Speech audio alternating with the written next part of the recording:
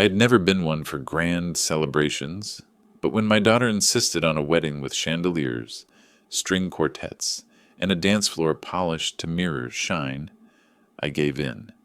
After all, it was her moment. I wrote the check without hesitation. $15,000 for a day that was supposed to mark the beginning of her happiness. Watching her walk down the aisle, her veil catching the spring light, was worth every penny. But just 2 days later, as I sat in my quiet living room, sipping lukewarm coffee, that glow of pride had already soured into something else. Before we continue, don't forget to like this video, subscribe to the channel, and turn on the bell icon so you never miss a story like this one. That morning, the knock at my door came too sharp, too insistent, as though the knocker believed he had more right to my home than I did. When I opened it, my new son-in-law stood there, a smile stretched tight across his face, and beside him a man in a dark suit clutching a leather portfolio. "Morning, Luke," he said, voice syrupy but firm, like someone rehearsing for a role. We thought today would be a good day to handle some business. The word business shouldn't have had anything to do with my daughter's new marriage, but it chilled me to hear it so soon after the honeymoon. I invited them in out of politeness. My late wife had taught me never to be rude at the door, but the air shifted the moment their shoes crossed my threshold. The man in the suit introduced himself as a notary, and without ceremony he set down papers on my coffee table. Deeds, transfers, forms that spoke a language of legal ownership. My son-in-law, with his practiced charm, gestured toward the stack as if he were offering me a slice of wedding cake. "We've sold the house," he said smoothly. "It's all finalized. You'll be moving into a retirement community soon. Better for you and better for us as we start a family." I stared at the papers, then at him, the words sinking into my bones like ice water. This house wasn't a transaction. It wasn't a commodity. I had poured 2 decades into its beams and walls, carried my wife across its doorway, watched my daughter take her first steps on its hardwood floors. And here he was, only 48 hours into our family, already speaking as though my legacy were a line item to be crossed out. My voice came out even steadier than I expected. "That's interesting. Why don't we take a drive to the police station first? I'm sure they'd be very interested in these papers." The smile faltered just for a second. A flicker passed behind his eyes. Not shock, not confusion, but calculation. The kind of cold evaluation that told me this wasn't a rash suggestion over breakfast, but something planned, rehearsed, expected to succeed. The notary coughed, shuffling his papers, while my son-in-law quickly adjusted his tone. "Luke, no need for drama. This is a family matter. We're just trying to do what's practical. You're one man in a big house. Think of your comfort. He spoke of it as if age had turned me into some relic that needed tucking away, as though the very walls of this place didn't hum with my own sweat and memory. I clenched my jaw but kept my words measured. I built this home. I'm not signing a damn thing. Silence pressed between us, broken only by the notary gathering his papers too quickly, clearly wishing himself anywhere else. My son-in-law's smile reappeared, brittle, edges sharp as glass. "Well," he said, tucking the lie of charm back into his voice, "we can discuss it later when emotions aren't so high." Emotions, as though my refusal to give away my life's work were some passing mood. After they left, the quiet in the house felt heavier than it ever had. The tick of the grandfather clock, the creak of the floorboards, even the hum of the refrigerator carried weight. I walked from room to room, touching the familiar furniture, running my hand along the window frame I'd installed with Margaret 30 years earlier. Every corner whispered with memory, with permanence. And yet, beneath it all, a new sound lingered, the echo of my son-in-law's voice, so certain, so casual in his claim to what was mine. That night, I poured myself 3 fingers of bourbon and sat at my desk. The photo of Margaret smiled at me from its frame, her eyes bright with the warmth that had anchored me all these years. I opened the leather-bound journal she'd given me when I retired and wrote the date. 2 days after the wedding, he came with a notary. He demanded the house. Lillian looked uneasy but silent. This wasn't about family. It was a plan.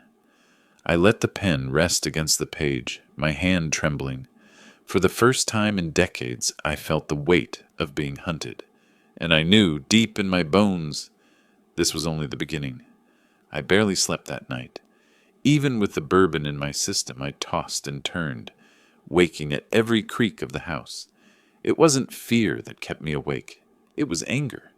Anger at the audacity of that man, standing in my living room with a stranger and a stack of papers, talking as if my life's work was already his. By morning, the anger had settled into a tight, coiled resolve. The house felt different when I walked through it, with the first light of dawn filtering through the curtains. Every wall, every floorboard seemed to pulse with memory. My late wife Margaret's laughter still lived in the kitchen tiles we picked together. My daughter's first crayon scribbles were still faintly etched in the doorframe of her old bedroom upstairs. This wasn't real estate. This was history. My history. But now that history had a threat pressed up against it, and that threat wore a wedding band my daughter had slipped onto his finger. The days stretched long, filled with silence, but the silence didn't feel restful anymore. I busied myself in the workshop out back, sanding a piece of oak I'd meant to turn into a side table. My hands moved with habit, but my mind replayed the dinner at Golden Oaks, the way he'd leaned across the table, speaking of my house as if it were his right. I remembered the flicker in my daughter's eyes, torn between loyalty to her father and to the man she thought she loved. By evening, I found myself staring at the phone, tempted to call her, to demand she explain what game her husband was playing. But the thought of putting her on the spot, forcing her to choose between us so soon after the vows, stopped me cold. Margaret would have told me to wait, to watch, to collect myself before speaking. Still, when the phone rang instead, and I saw her name light up the screen, my chest tightened. Dad? Her voice carried the kind of hesitation only a daughter has when she knows she's caught between two men she cares about. Are you okay? You seemed upset yesterday. I swallowed hard. Upset is one word for it. Your husband brought a notary to my home, Lillian. Do you have any idea what that means? There was a pause. I could almost hear her rubbing her forehead the way she did when she was a little girl, trying to explain away a mistake. Dad, he just thinks it makes sense. You're alone here. He wants us to start our life together, properly. Maybe he didn't say it the right way? Didn't say it the right way? My voice came out sharper than I intended, and I forced myself to take a breath. He came into my house with a stranger and told me I was moving out. That isn't a misunderstanding, Lillian. That's a plan. She went quiet. The silence stretched until I thought she might hang up. Then softly she said, He's just thinking of the future. He says it's too much house for you, and you'd be better off somewhere easier. The words pierced deeper than she knew. That wasn't her voice. That was his. That was the seed he'd planted and watered, until she repeated it like it was her own thought. My daughter echoing his script. I steadied my tone, softer now, though the fire still burned in my chest. Sweetheart, I appreciate your concern. But I built this home with my own hands. It's not just wood and nails. It's your mother's memory, your childhood, my life. Don't let anyone make you forget that. She sniffled, and I could hear the conflict in her breathing. I don't want you two to fight, Dad. Please, he's trying to help. Can we just talk about this later, when things aren't so tense? Later? Always later. That was his trick, to stall, to delay, until the resistance softened. I'd seen it in his eyes last night. Patience, calculation, the predator's smile. Fine, I said finally, though my voice carried steel. But listen to me carefully, Lillian. Until I say otherwise, no papers get signed. Do you understand? She whispered, back, almost as if afraid he might overhear. I understand. Then the line went dead. I sat back in my chair, staring at the phone in my hand. My own daughter was caught in the web of this man, unable to see the trap closing around us. That realization hurt more than his arrogance, more than his smirk. She wasn't my opponent, but she was becoming his ally without even knowing it. The following days only deepened my unease. At breakfast, I caught him glancing at the heating bill left on the counter, studying it like a man appraising inventory. At dinner, he casually asked about the property taxes, his voice light, but his eyes sharp. I started noticing the way he moved around the house. Not like a guest, not even like family. He walked the hallways like a man pacing the perimeter of a territory he meant to conquer. He asked questions about the foundation, the roof, the neighborhood values. Each inquiry felt less like small talk and more like reconnaissance. One evening, as I stood by the front window, I watched him outside in the yard, phone pressed to his ear, speaking low but urgent. I couldn't make out the words, but the look on his face told me everything. He wasn't talking to a friend, he was reporting progress. The anger inside me no longer felt wild, it felt focused. My whole career as an engineer had been about problem solving, and this was a problem, perhaps the greatest one in my life. I would solve it the way I always had, methodically, carefully, step by step. That night, I opened my leather journal again. The page stared back at me, and I wrote, "He is circling, not just curious, not just careless. Every question, every look is about this house. Lillian believes him, at least partly. I must begin keeping records. If he plans to trap me, he will find himself walking into one instead." As I closed the book, I realized the first real confrontation hadn't been the dinner, or even the notary at my door. The true confrontation had begun now, the quiet war beneath my roof. And unlike him, I wasn't going to underestimate the old man. By the third week after the wedding, the air in my house no longer felt like it belonged to me. It wasn't the walls or the floors or the furniture that had changed. It was the presence of another man inside them, walking as though each step pressed a claim. His name was Victor Hale. I remember the first time I said it out loud in my study, testing how it felt on my tongue. Victor Hale, a sharp name, clipped and efficient like the man himself. But the way it echoed through the rooms of my house, it sounded like a warning. Victor had the kind of confidence that younger men mistake for charm. He was tall, broad-shouldered, always wearing press shirts as if he were stepping out of an office. But I never once saw him leave for work. He claimed he was a consultant, that vague word that explains everything and nothing at the same time. What he consulted about, nobody knew.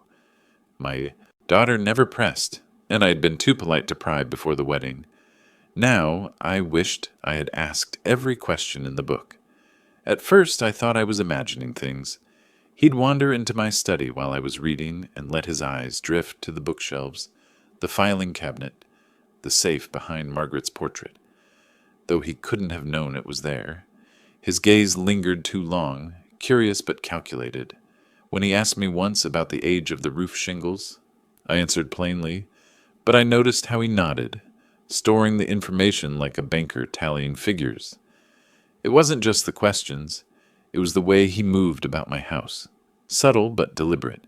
He spent too much time in the basement, peering at the furnace and water heater. He measured spaces with his eyes, sometimes even with his hands, stretching them across window frames or along the edge of a countertop. He opened cabinets under the pretense of helping Lillian find something, but I saw the way he studied, as if he were cataloging every square foot. One night, as I headed down the hallway toward the kitchen, I heard their voices. The door was slightly ajar. "Victor, not now," Lillian whispered, her voice tight. "This is my dad's home." "Exactly," he said, calm but insistent. "It's too much for him. You know that. You worry about him all the time. Don't you want him somewhere safe? Somewhere with people around?" I pressed my back against the wall, bile rising in my throat. It wasn't just persuasion, it was strategy. Planting the idea in her mind, letting it grow until she thought It was her own. "I just don't want him to feel pushed out," she said. Victor's answer was a dagger wrapped in velvet. "He won't see it that way once it's done." "He'll understand. It was for the best." I slipped away quietly, but my heart hammered in my chest. "Once it's done." The phrase gnawed at me as I lay in bed that night. He spoke like a man already moving pieces on a board, confident in how the game would end. The next afternoon I found my neighbor Cecil Brown crouched over his flower beds. Cecil had been a police officer years ago, his back now bent with age, but his eyes still sharp as ever. When he straightened and saw me, he hesitated as if weighing whether to speak. "Luke," he said finally, brushing dirt from his hands, "I saw something yesterday." "Thought you should know." I set my grocery bags down on the hood of the car. "Go on." "Your son-in-law," Cecil began, the words tasting sour in his mouth, "was out here with a fellow in a suit. Had a briefcase, some kind of measuring tool. They walked the property line, took pictures, went around the whole place like they were appraising it. My blood went cold. How long were they here?" "Close to an hour. He had keys, let the guy inside too. I figured you knew about it, but the look on your face tells me you didn't." I tightened my grip on the grocery bag handles until they crinkled. "No, Cecil, I didn't." His eyes softened, but his voice stayed firm. "Luke, I was on the job long enough to know what an appraisal looks like. He's planning something. Watch yourself." I thanked him, though the words felt hollow, and carried the bags inside with hands that trembled more from fury than from age. I set them on the counter and went straight to my study. The house felt different again, like a stage where unseen players had rehearsed while I was away. My sanctuary had been trespassed, my privacy invaded. I opened my computer, and what I found stripped away the last fragments of denial. In the browser history, search terms glared at me like open wounds.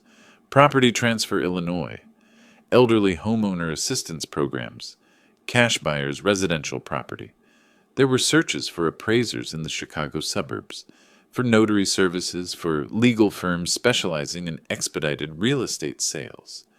And worse, all of it done while I was out buying paint at the hardware store. He hadn't even bothered to hide it. I leaned back in my chair, staring at the screen, my heart pounding so loudly I could hear it in my ears. Victor wasn't simply greedy. He was organized. He was methodical. He had a plan. The shadows in my house weren't in the corners or under the furniture. They were in the man who sat at my kitchen table, smiling at my daughter, whispering words about safety and practicality. I opened my leather journal, the one Margaret had given me when I retired. My pen felt heavy as I wrote, "Victor Hale has begun the process. Appraisal done without my knowledge. Browser history shows legal research for property transfer. Lillian unaware. Cecil confirms outside activity. This is not speculation. It is happening." I closed the journal with a decisive thud. For years, my work as an engineer had been about identifying problems before they became disasters.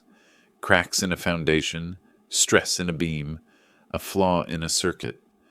Small signs that pointed to something catastrophic. Victor Hale was the crack in my foundation, and if I didn't move carefully, my entire life would come crashing down. I used to love the sound of my front door opening. For decades, it meant Margaret returning with fresh groceries, or Lillian bounding in from school with her backpack half unzipped.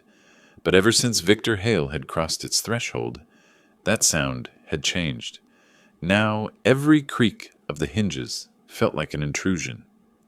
It was a Thursday afternoon when it happened again. I had just carried in a sack of groceries, milk, bread, a few oranges, when Cecil Brown appeared at the edge of my yard, waving a hand with the urgency of a man who couldn't sit on what he'd seen. "Luke!" he called out, crossing the grass with quick, sure steps that belied his age. "We need to talk." I set the bag on the hood of my car, my stomach already tightening. "What is it this time, Cecil?" "Yesterday, while you were out, Victor brought another man around. Suit, briefcase, the whole bit. They spent an hour walking your property, taking photos, writing things down. He even let the man inside your house. My blood ran cold. The memory of the search history on my computer flashed before me. Property transfer, appraisers, elder homeowner programs. This wasn't speculation anymore. He was escalating. What exactly were they doing? I asked. Cecil's eyes narrowed, the way they probably had 1,000 times back when he was still on the force. Looked like an assessment. The guy was measuring things. Fence lines, foundation, even took pictures of the backyard. Real thorough, like a professional appraisal. The oranges slipped from the bag and rolled onto the driveway. I didn't even bother to pick them up. My hands were shaking too hard. Did he say anything? Not to me. But the way they moved, the way they documented everything. Luke, it was business. Not curiosity. Business. I thanked him, though the words felt brittle, and carried the groceries inside. I barely registered setting them on the counter. Instead, I walked straight to my study, closed the door, and powered on my computer. The browser history confirmed my worst fears. Alongside the searches I'd already seen, there were visits to appraisal companies, quick sale firms, and even legal service websites that specialized in property transfers for seniors.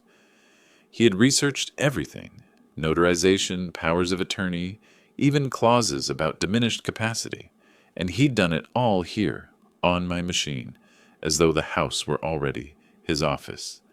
I sat back, staring at the screen, bile rising in my throat. Margaret's photo caught the light from the desk lamp, her gentle smile anchoring me in a way nothing else could. Trust, but verify, she used to say. She had been better at reading people than I ever was. If she were alive, she would have seen Victor for what he was before he ever slipped that ring on our daughter's finger. That night at dinner, I watched him more closely than ever.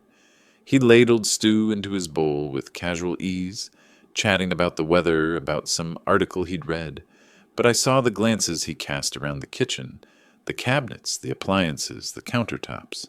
His eyes weren't admiring, they were evaluating. When he looked at me, his smile carried the faintest edge. Luke, have you ever thought about what you'll do with this place in 10 years? 20? It's a lot to keep up with, especially alone. I kept my tone level, though my knuckles whitened around my fork. I've thought about it plenty, and I'll decide when the time comes. Not before Lillian looked up from her plate, her brow furrowing. Victor, maybe we shouldn't. But he placed a hand on hers, silencing her gently, like a man taming a skittish animal. I only mean well. Your dad deserves comfort.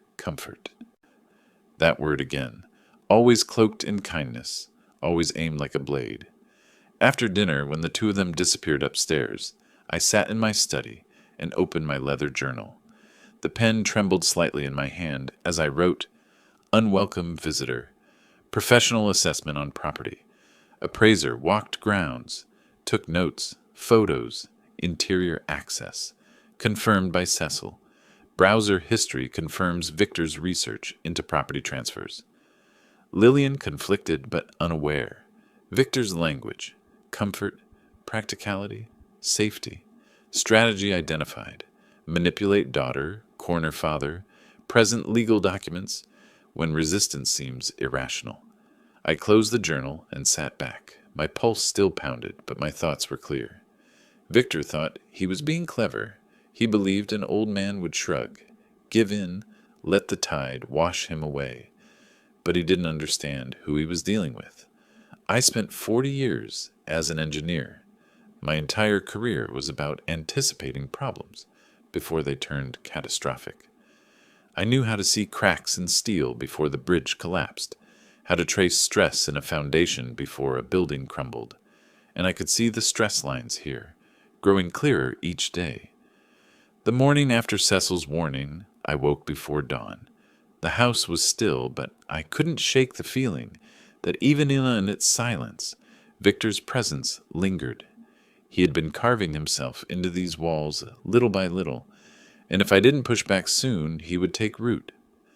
I brewed coffee in the kitchen, the bitter steam curling into the dim light, and sat at the table with my leather journal. Margaret's picture, tucked into the inside cover, stared back at me with that steady, knowing gaze. I traced the edge of her smile with my thumb before I wrote, "It's time to stop observing. Time to start investigating. He's not just greedy, he's organized. He has a method.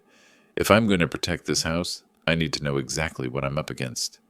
The pen left a blot of ink on the page as I pressed harder than usual. For the first time since the wedding, I felt less like prey and more like an engineer setting out to test a flawed design. I powered on my computer, half expecting to find more of his digital fingerprints, and I wasn't disappointed. The browser history told a story he hadn't intended me to read. Property appraisals, legal terms, quick sale firms, they were all there, but something else caught my eye. A search for elderly homeowner, incapacity, Illinois law. He wasn't just planning to take the house. He was preparing to argue I wasn't capable of making my own decisions. That realization hit me like a steel beam to the chest. He wasn't just coming for the property. He was preparing to strip away my dignity. The old me, the one who lived in blueprints and calculations, stirred awake.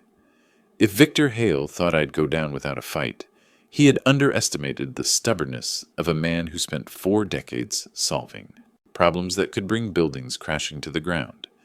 I began pulling out files. The deed to the house, insurance records, bank statements, Margaret's will, and my updated one from last year.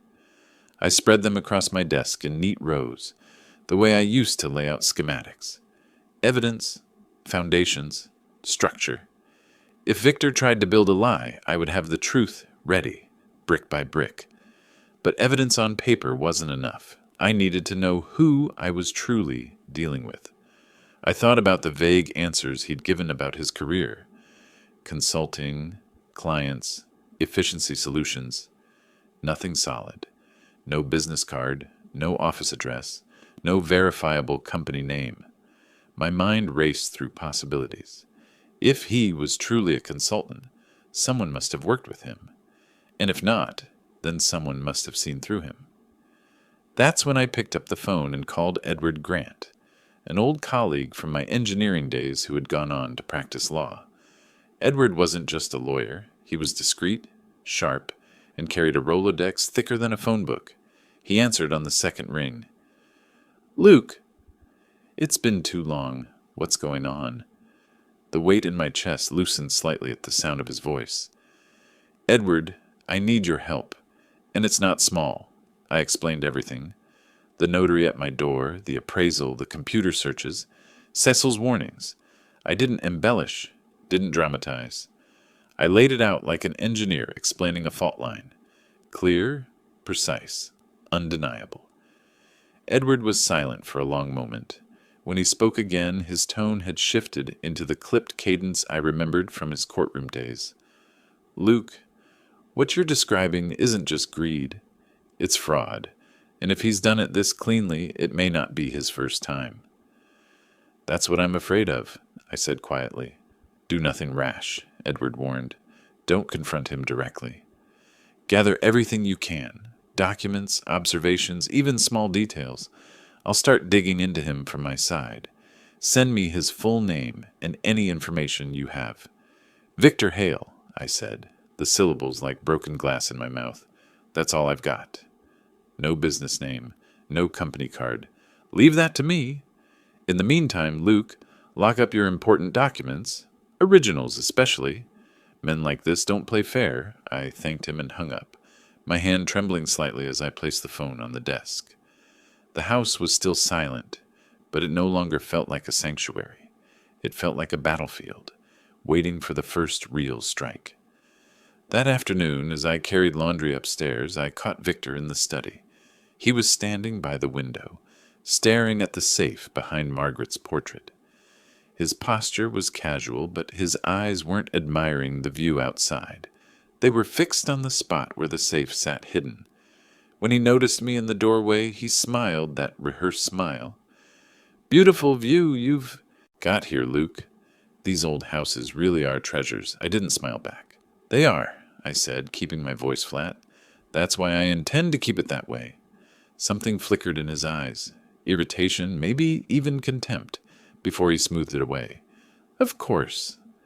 Just appreciating what you've built. But I knew better. He wasn't appreciating it. He was mapping it. That night, I double-checked the safe's combination and moved duplicate copies of key documents to a fireproof lockbox I stored in the garage.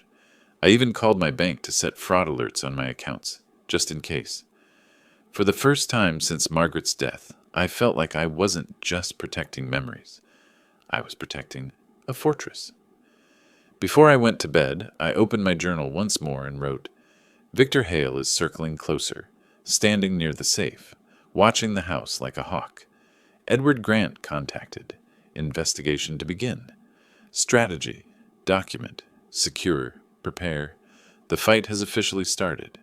Then I closed the book, turned off the light, and lay in bed with my fists clenched beneath the covers. Somewhere in the darkness of the house, Victor slept soundly, confident in his scheme. But I had begun my own.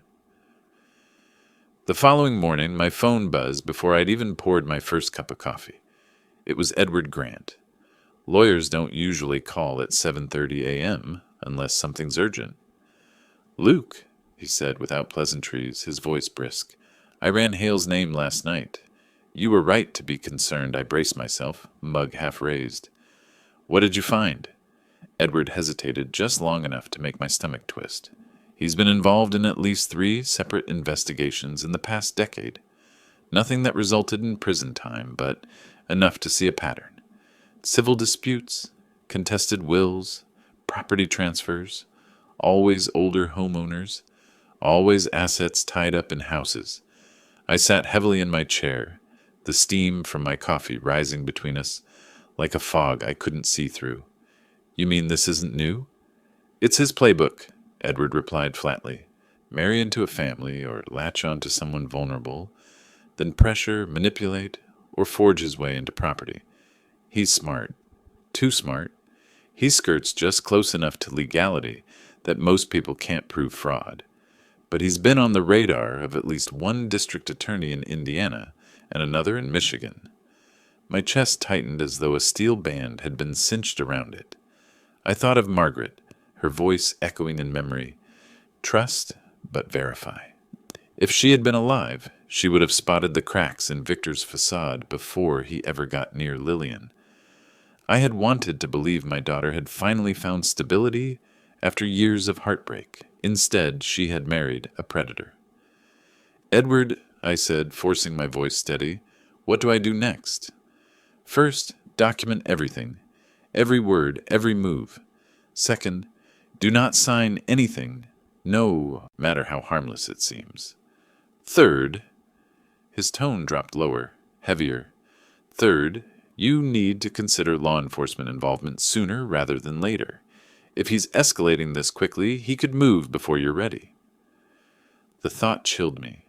The man had been in my house barely 2 weeks, and already brought appraisers, notaries, and strangers with briefcases. How fast would he move if he thought I suspected him? I'll keep gathering, I said, though the words felt thin.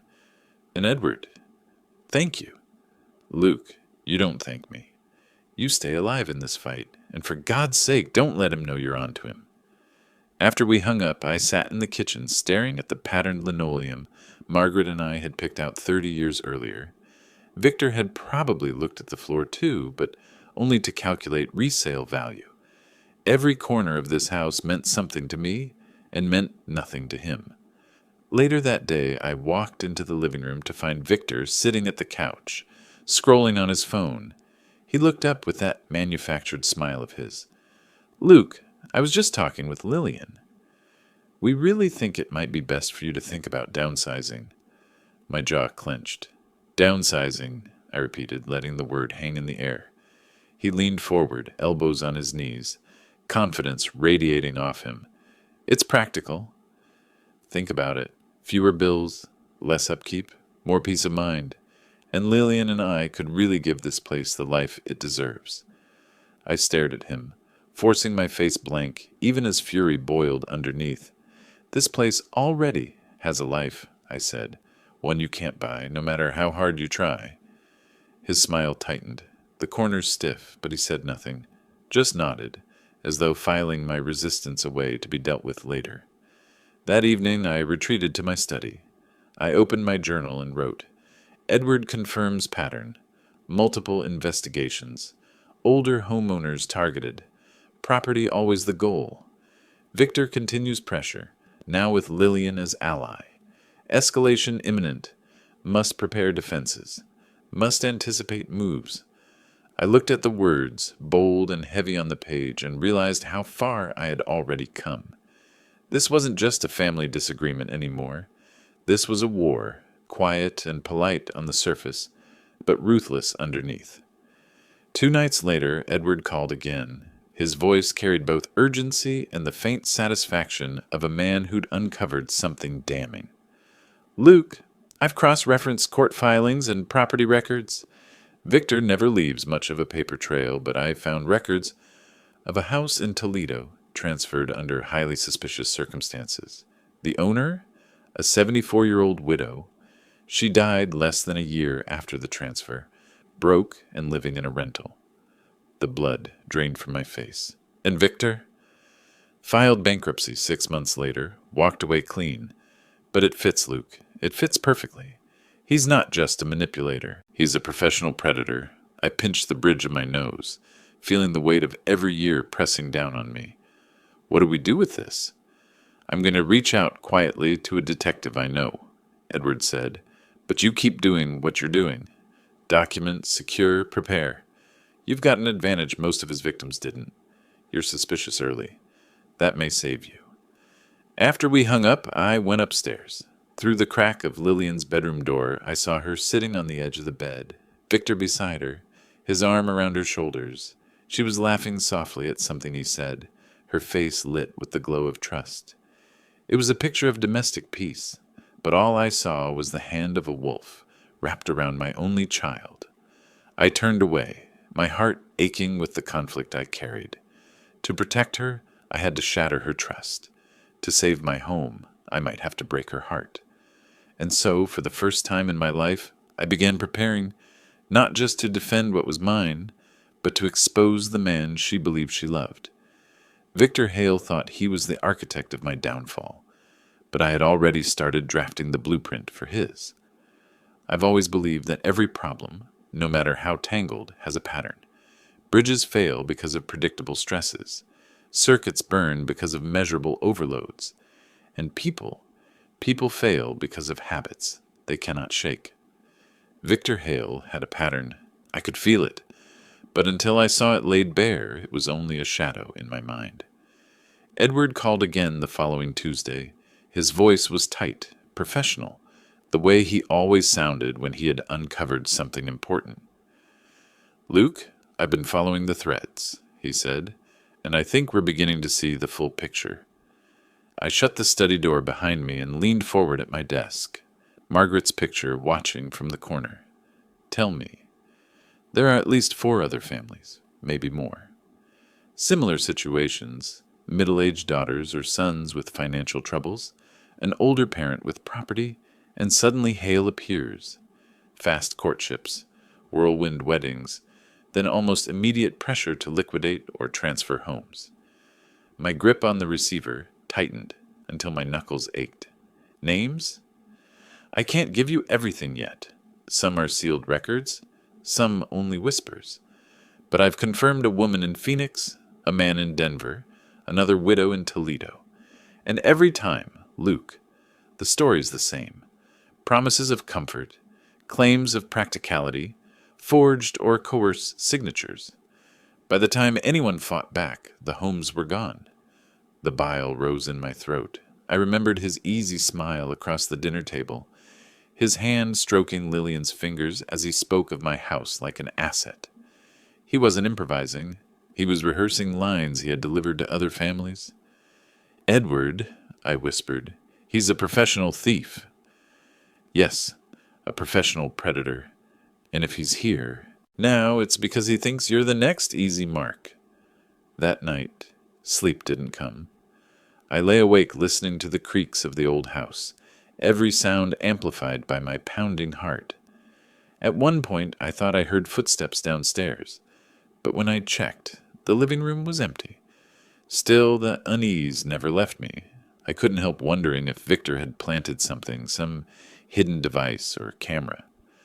The following day, while he and Lillian were out shopping, I searched the house from top to bottom, under the couch cushions, behind the bookshelves, beneath the desk.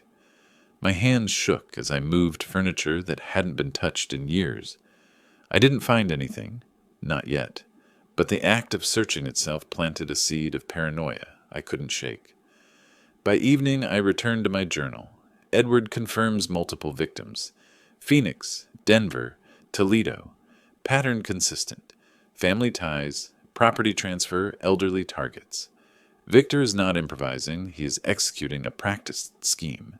Must assume he has allies. Notaries, appraisers, maybe even lawyers. Danger is larger than one man. Need evidence, need allies of my own. I underlined the last sentence twice, the ink pressing deep into the page.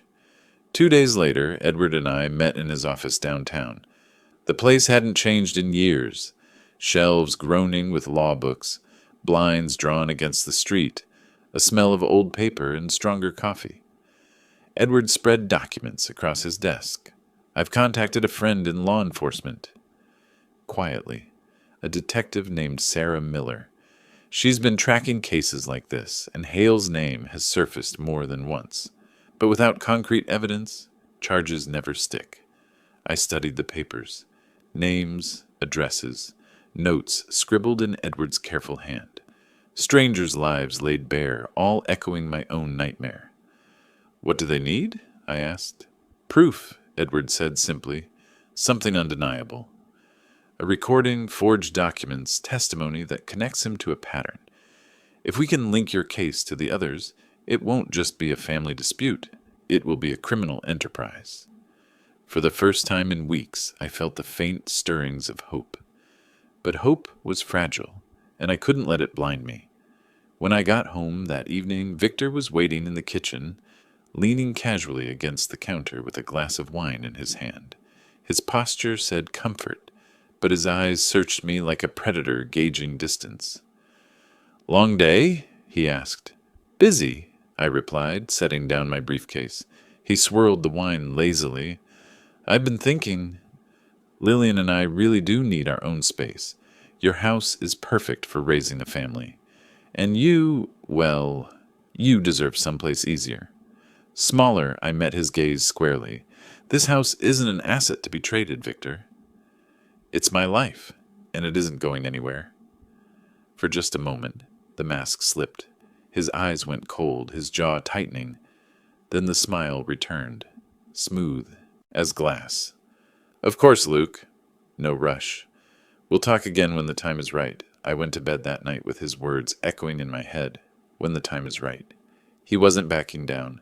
He was waiting, calculating, and so was I. By the time the first week of April rolled around, I'd grown so accustomed to living in a state of suspicion that the tension in my chest felt almost normal. Every creak of the staircase, every hum of the furnace, every unfamiliar car idling on the street fed into the unease that followed me from room to room. But nothing prepared me for what I found that Saturday morning. I was vacuuming the living room, something I hadn't done properly since the wedding, since Margaret's absence had left the house quieter and emptier than I liked to admit. The vacuum rattled against the coffee table, and I pulled it aside to clean beneath it. That's when I saw it. A glint no bigger than a dime, tucked behind the ceramic bowl Margaret and I had bought in Florence years ago. At first I thought it was a stray screw, maybe dropped from some long-forgotten repair. But when I bent closer, the truth set my heart pounding. It was a lens, a tiny, black, unblinking eye staring back at me from the shadows of my own living room. I froze, the vacuum still humming, my pulse roaring in my ears. Slowly, I shut off the machine, the silence collapsing over me like a suffocating blanket. My hands trembled as I picked up the device. It was sophisticated, motion-activated, disguised well enough that I never would have noticed if not for the way the morning sun had caught it. Victor. The name burned through my mind like acid. This wasn't paranoia anymore. He wasn't just circling. He wasn't just probing. He was recording me, studying me, cataloging my every word, every move in the house I had built with my own hands. For a moment, rage threatened to consume me. I wanted to smash the thing, to rip it apart, until nothing remained but plastic shards. But then Margaret's voice whispered in memory, "Trust, but verify. Evidence." That's what this was. Evidence. I retrieved a small screwdriver from the toolbox in the garage and carefully pried the device open. Inside was a micro SD card. My fingers shook as I slid it into my computer and waited for the files to load. 47 videos. The earliest dated from Victor's third day in the house. My throat tightened as the first recording filled the screen. It was me, sitting right here in the living room, talking on the phone with my insurance company about a routine policy update. The video was sharp, the audio crystal clear. Each file documented moments I thought were private. Phone calls, quiet evenings reading in my chair, even muttered thoughts I'd spoken to Margaret's photo when the silence felt too heavy. I clicked through one after another, my stomach twisting tighter with each glimpse of myself in my own home, exposed. Then came File 38, and my world tilted. Victor appeared on the screen, standing in my living room while I was out at the hardware store. He was on the phone, his voice low but brimming with confidence. "The old man is completely trusting," he said. "By the end of the month, the house will be ours." "The documents are nearly ready." My hand flew to my mouth as his words echoed through the room. He laughed, then added, "Richard, are you sure the notary seals will pass inspection?" Richard, a name I didn't recognize, but clearly part of his scheme. The voice on the other end of the line replied faintly through the speaker, "These elderly targets sometimes surprise you. But yes, the seals are flawless. He won't know until it's too late." Victor chuckled. "He actually paid $15,000 for our wedding. Made it so easy to look legitimate." The bile rose in my throat. The video went on. Talk of forged documents, of using Lillian as the perfect alibi, of how I would never dare question the intentions of my daughter's husband. I copied the file immediately, saving backups on 2 different flash drives. My fingers moved with the precision of an engineer under pressure. I copied every video, every word, every smirk that betrayed Victor's true nature. When I leaned back in my chair, my reflection stared at me from the darkened computer screen. The device had been meant to give Victor an advantage, but it had handed me exactly what Edward and Detective Miller needed: his own confession. I opened my journal, the pen scratching furiously across the page. Discovery: hidden surveillance device in living room. 47 recordings. File 38 contains direct confession. Plan to take house. Notary accomplice Richard. Victor's arrogance is his flaw. Evidence secured, multiple backups created. This is no longer suspicion. This is proof. I set the pen down, my hand trembling, and pressed my forehead against the cool wood of the desk. For weeks, I had felt like prey in my own home. But now, for the first time, I had teeth. Victor Hale thought he was the hunter, but he had just walked into his own trap. I didn't sleep that night. Not really. I sat in my study long after midnight, the glow of the computer screen casting shadows across Margaret's framed photo. The recordings were still open, Victor's voice looping in my mind like a song you can't shake. The old man is completely trusting. By the end of the month, the house will be ours. Trusting, he couldn't have been more wrong. By dawn, I had copied the files onto 2 flash drives, one tucked into the safe, the other slipped into the glove compartment of my car. Redundancy. Always redundancy. That was how I'd built bridges that never collapsed, circuits that never burned out, and that was how I'd protect myself now. At 8 sharp, I dialed Edward's number. He answered on the first ring. "Luke?" His voice carried an edge, like he'd been expecting the call. "I found something," I said, my throat dry. "A camera, hidden in my living room. Victor's recordings are all on it, including a conversation where he admits the plan outright. Names his accomplice, a notary named Richard." For a moment, Edward didn't speak. Then he exhaled sharply. "Bring everything to my office. Today. Don't wait." The drive downtown felt like moving through a dream. Every red light stretched into eternity. Every passing car felt like a shadow in the corner of my vision. By the time I parked outside Edward's office, my hands were trembling on the steering wheel. Inside, Edward closed the blinds before I even handed him the flash drive. He slid it into his computer, and together we watched the files. His expression stayed stoic through most of it, until file 38. Victor's voice filled the room. The old man is completely trusting. "By the end of the month, the house will be ours." Edward leaned back slowly, his lips pressed into a thin line. "This is it," he said finally. "This is the evidence we've been waiting for." His own words. No jury in the world will believe he stumbled into this innocently. "What happens next?" I asked, though the weight in my chest already knew the answer. Edward picked up his phone. "We take it to Detective Miller." That afternoon, I found myself walking into the downtown precinct, a briefcase in my hand, my heart pounding harder than it had in years. The fluorescent lights hummed overhead, the kind of sterile brightness that makes you feel both exposed and small. Detective Sarah Miller was younger than I expected.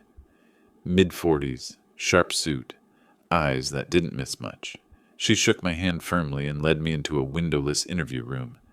"Mr. Weaver," she said, spreading the folders across the table after Edward introduced us.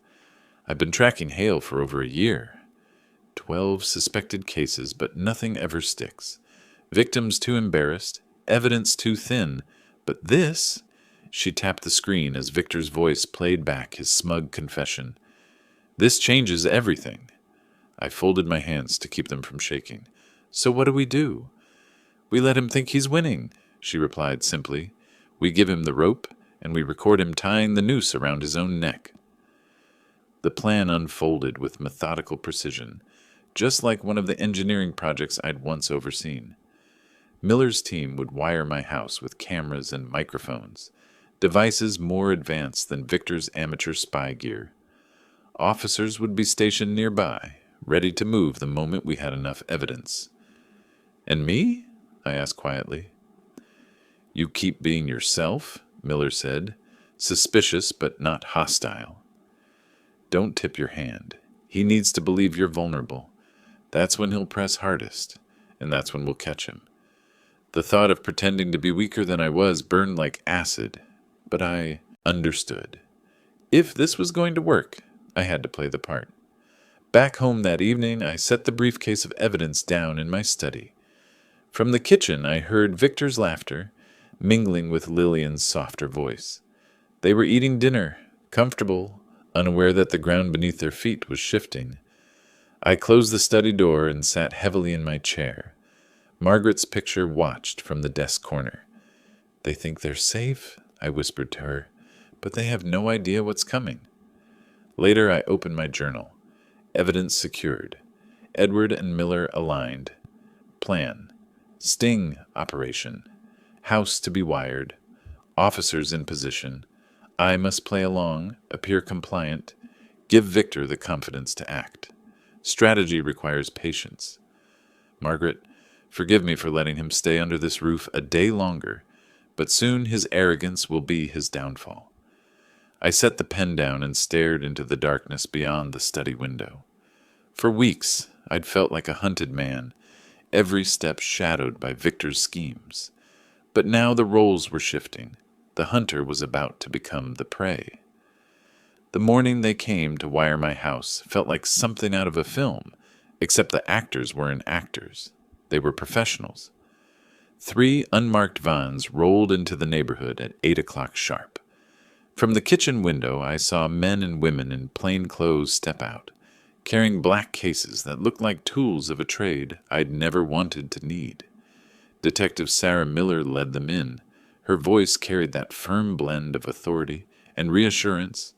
Mr. Weaver, by the time we're done, your living room will look no different than it does now. But every word, every gesture will be captured. When he makes his move, we'll have him. I nodded, though my chest tightened. This was my house, my sanctuary, and now it was being transformed into a stage. I'd always prided myself on keeping things simple, a home full of books, photographs, and the echoes of Margaret's laughter. Now, invisible wires and cameras would bear witness to the ugliest drama of my life. For 4 hours, the technicians worked with surgical precision. They placed tiny cameras behind picture frames, in the mantel clock, even inside the lamp on the side table. Directional microphones were hidden so well that even I couldn't spot them once the men stepped back. When they were finished, Miller showed me a tablet with a dozen different angles of my living room. It's like a theater, I muttered, staring at my home refracted into little screens. Except this script is written by Victor Hale, Miller said, and you're going to help us capture the ending. She handed me a device no bigger than a car key. Panic button. You press this, and my team will be through your door in under 30 seconds. But if all goes according to plan, you won't need it. Just be yourself. Ask questions. Let him reveal himself. That night, after they left, the house felt both familiar and foreign. The photographs on the walls, the worn leather chair in the study, the creak of the staircase, all unchanged. Yet I knew that behind the ordinary lurked a web of surveillance worth more than the house itself. I walked from room to room, whispering to Margaret's photo, "Forgive me, love. I'm letting this viper stay here a little longer, but it's almost over." The following evening, the trap was sprung. Victor's car pulled into the driveway just before 5. Through the window, I saw him step out. Crisp suit, tie knotted with confidence. Beside him walked another man, shorter, balding, carrying a heavy leather briefcase. His gait carried a false gravity, the kind I'd seen in men who wanted to be taken seriously. Victor knocked, 3 cheerful raps, as though he were stopping by for Sunday dinner. My heart thudded as I opened the door. "Luke!" His smile was wide, his tone dripping with false warmth. "I'd like you to meet Richard Fox, a licensed notary public. We've brought some wonderful news about your housing situation, Richard Fox." The name from the recordians. His handshake was clammy, his eyes darting too quickly. He smelled faintly of cologne and ink. "Mr. Weaver," he said smoothly, "it's an honor to meet you. I'm here to help finalize some documents." They stepped inside, spreading papers across my coffee table as if they already owned it. Victor's voice was steady, rehearsed, his confidence filling the room. "We've completed the sale of your house, Luke. You'll be moving into a senior facility. It's all arranged. No fuss, no stress." I lowered myself into the armchair, my hands folded in my lap. I forced my expression into mild confusion. "That's interesting," I said slowly. "Who exactly did you sell my house to?" "A lovely young family," Victor replied, not missing a beat. "They're paying above market value. You'll be well taken care of." Richard slid the documents toward me, his fingers hovering over an embossed notary seal. "Everything is legally binding, properly notarized. Just a few signatures, and we'll have it finalized." I studied the papers, the engineer in me cataloging every detail, the crisp signatures that weren't mine, the official seals that looked almost perfect, the formatting designed to intimidate rather than inform. "I don't recall agreeing to sell my house," I said, keeping my tone steady. Richard gave me the condescending smile of a man accustomed to underestimating his prey. "Sometimes elderly individuals forget arrangements, Mr. Weaver. The documents clearly show your consent." My jaw tightened, but I remembered Miller's advice. Let him talk. "Well, this is certainly unexpected," I said. "Perhaps we should drive to the police station first, just to be sure everything is proper." Victor's mask cracked for the briefest moment. His smile wavered, his eyes flashing irritation before he smoothed it over. The police station? That's unnecessary, Luke. Everything is in order. I leaned back in my chair, letting my voice harden just enough. Strange. The police seemed very interested in what I sent them about you. Phoenix, Denver, Toledo. Ring a bell? Victor's face went pale. Richard shifted uncomfortably, his hand retreating from the notary seal. What are you talking about? Victor's voice had lost its syrupy charm, replaced with a sharp edge. I mean your activities in other states, I said evenly. Your habit of marrying into families, forging documents, stealing homes. It's a clever scheme, Victor, but it ends tonight. He stood abruptly, papers scattering across the table. You're talking nonsense, he shouted. Richard, tell him these documents are clean. But Richard's face had drained of color. You never said anything about police investigations, he muttered, his voice cracking. Victor rounded on him. Shut up! Before I could respond, the sharp slam of car doors echoed from outside. Through the window I saw unmarked vehicles surrounding the house. Officers moved into position, their movements quick, decisive. Victor froze, his predatory confidence collapsing into panic. What have you done? I reached into my pocket and pressed the panic button. My voice was calm as I met his eyes. I protected my home. The front door burst open. Detective Miller entered with 3 uniformed officers at her back. Her badge gleamed in the light of my living room. Victor Hale, she announced, her tone like steel. You're under arrest for fraud, forgery, elder abuse, and conspiracy. Victor's mouth opened, but no words came.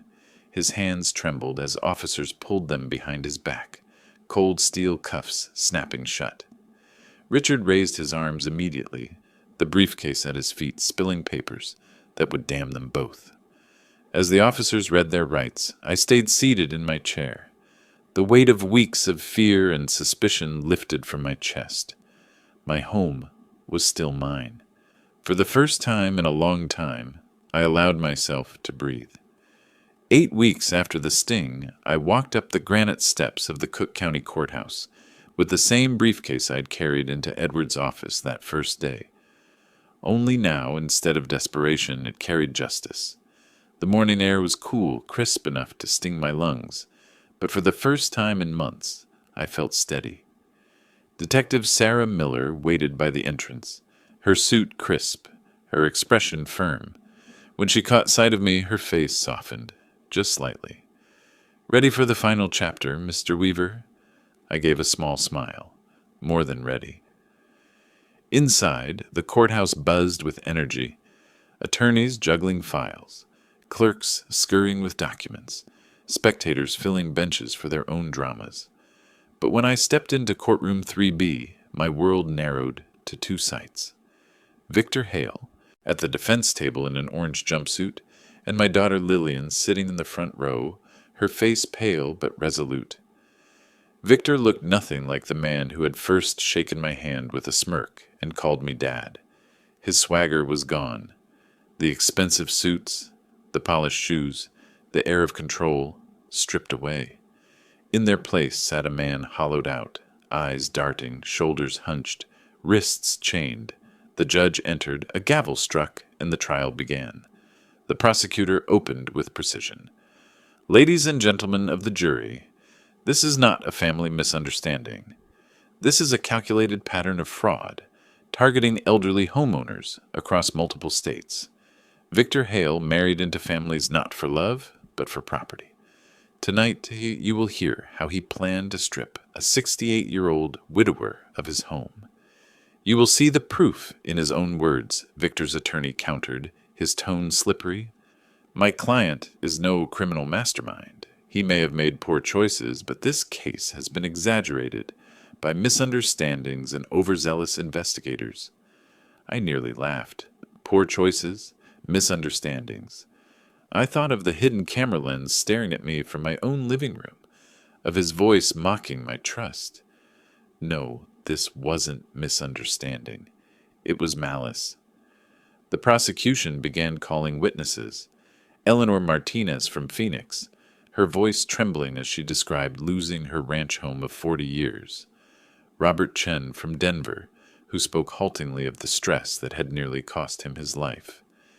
Each story was a mirror of my own, and the jury leaned forward, their faces darkening with each testimony. Then came the recordings. Victor's voice filled the silent courtroom. The old man is completely trusting. By the end of the month, the house will be ours.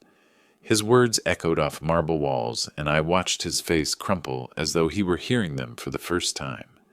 Jurors exchanged looks. Even his attorney shifted uncomfortably in his chair. When the prosecutor finally called my name, I rose slowly, each step measured. I had faced construction boards, skeptical clients, and safety commissions in my career, but none of them had carried the weight of this moment. I took the stand, swore the oath, and looked the jury in the eye. My name is Luke Weaver. I am 68 years old, retired, and the owner of the home Victor Hale tried to steal. The questions came steady. Mr. Weaver, can you describe what happened on March 25th? I told them about the knock at the door, the notary with forged documents. The words Victor spoke as if my house were already his. I explained how I insisted on going to the police station, how his smile cracked when I mentioned prior cases. The prosecutor asked, "Did you ever consent to sell your property?" "Never," I said firmly. "And how did you respond when confronted with forged documents?" I told him the only place we'd be going was the police station, because I already had 3 weeks of evidence proving what he was. Victor's attorney tried to rattle me. "Mr. Weaver," he said, pacing, "isn't it possible this was simply a family disagreement? Your son-in-law wanting to help you to ease your burden?" I met his gaze without flinching. Family disagreements don't involve forged signatures, corrupt notaries, and hidden cameras planted in living rooms. This wasn't help. It was theft, dressed in charm. The jury chuckled softly, and even the judge allowed the corner of his mouth to twitch. The defense attorney moved on, defeated. After 2 days of testimony, the jury retired. They deliberated for less than 3 hours. When they returned, the foreman stood, voice ringing clear. "We find the defendant guilty on all counts." Victor's face drained of color as the words fell. The judge wasted no time. "Victor Hale, you are sentenced to 12 years in federal prison, with full restitution to your victims. You preyed upon the vulnerable, cloaked in false affection.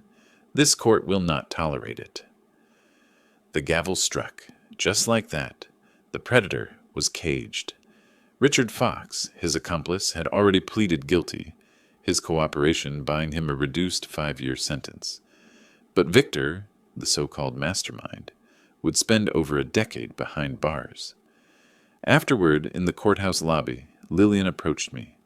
Tears shimmered in her eyes as she clutched my hand. "Dad," she whispered, her voice breaking, "I'm so sorry. I didn't see him for what he was. I should have listened sooner." I squeezed her hand. "Sweetheart, you loved. That isn't a crime. What matters is that you're free of him now." She sobbed against my shoulder, and I held her, feeling both the weight of her grief and the relief that she was safe. Detective Miller joined us, her badge tucked away now, her tone softer. "Mr. Weaver, I've been in this job 15 years. I've never seen a victim turn the tables this completely. You didn't just protect your home. You stopped a career criminal." I nodded, though my throat tightened with emotion. I only did what any man would do to protect his family. But deep down, I knew not everyone would have had the time, the skills, or the stubbornness to fight back. As Lillian and I walked out of the courthouse together, sunlight spilling across the steps, I realized something. Justice wasn't just about punishing Victor. It was about reclaiming my dignity, my home, and my daughter's trust. For the first time in months, I felt whole again. The house has never been quieter. Not the kind of silence that aches with grief, like after Margaret passed, but a calmer quiet, the kind that tells you a storm has finally passed. It's been 2 weeks since the trial ended, and I still wake each morning expecting some new fight, some fresh deception. For months, every sunrise brought more evidence of Victor's plotting. Now, all I hear are the ordinary sounds I once took for granted: the hum of the refrigerator, the tick of the grandfather clock, the sparrows outside the kitchen window. For the first time in a long time, those sounds feel like peace. I spend my mornings in the study now, not to pore over evidence or brace for the next strike, but to drink my coffee in the chair that has molded to my shape over decades. Margaret's photo still smiles from the corner of the desk. Sometimes I catch myself talking to her, telling her about the trial, about how Lillian has moved back into her apartment, about how the garden is blooming early this year. I like to think she'd be proud that I didn't let Victor steal the life we built together. Lillian visits nearly every evening. The first week after the verdict, she cried more than she spoke, guilt pouring out of her in waves. She apologized until her voice was hoarse, her words stumbling over themselves. "Dad, I let him in. I brought him into our lives. I should have known." Every time I held her hand and told her the same thing.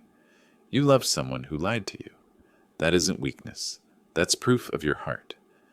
It will take time for her to forgive herself, but I know she will.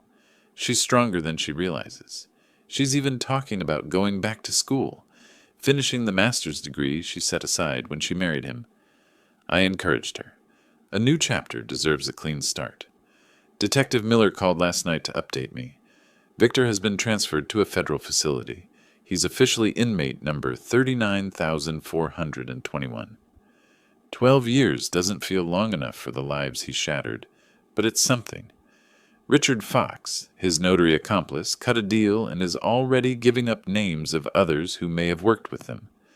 Miller said my case will likely be cited in training academies, proof that with the right evidence, even clever predators can be stopped. I never thought of myself as an example. I was just an old man protecting his home. But maybe that's the point. Maybe every one of us, no matter our age, has more strength than we realize when we're pushed to the edge. Last Sunday, I walked through the garden behind the house. The tulips Margaret planted 30 years ago are still rising, stubborn as ever, bursting with color against the dark soil. I knelt and brushed the dirt from one of the blooms, smiling at how something so delicate could endure so much. As I stood, Cecil Brown waved from across the fence. He's been more watchful than ever since this started, checking in like the old cop he is. "Feels different now, doesn't it?" he called out. "It does," I replied, "like the house can breathe again." He nodded knowingly. "So can you." He was right. That evening, Lillian and I cooked dinner together. She chopped vegetables while I seared chicken in the cast-iron skillet. For the first time in months, our laughter filled the kitchen instead of tension. When we sat down to eat, she reached across the table and squeezed my hand. "Dad," she said softly, "thank you for not giving up.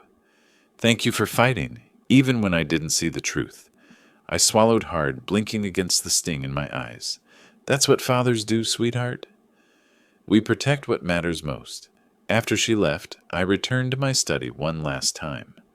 I opened the leather journal, the one that had been my anchor through every step of this nightmare. Page after page, my handwriting chronicled each detail: the appraisal, the searches, the confrontation, the hidden camera. It read like a blueprint, a design for survival. On the final page, I wrote, "The storm is over. Victor Hale will spend 12 years behind bars. Lillian is free. The house is safe. Margaret, I kept my promise. I protected our legacy. And now I am ready for whatever comes next." I set the pen down, closed the journal, and placed it gently in the desk drawer. Outside, the sun was setting, painting the sky in gold and crimson. I stood at the window, watching the light spill across the yard. For so long, that view had been shadowed by fear. Tonight, it was just my home again, and for the first time in months, I allowed myself to breathe deeply, to let the peace of my own four walls wash over me. The battle was won. The house was mine. My daughter was safe, and I was whole again.